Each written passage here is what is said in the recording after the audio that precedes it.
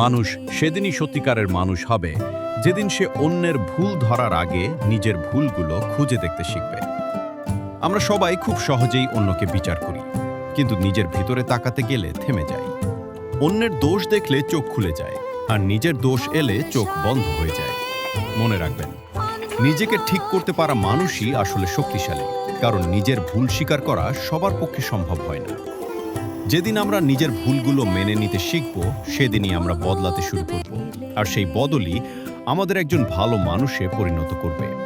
তাই আজ থেকেই চেষ্টা করি অন্যকে নয়, আগে নিজেকে বদলাই, কারণ পৃথিবীটা বদলাতে চাইলে শুরুটা নিজের থেকেই করতে হয়।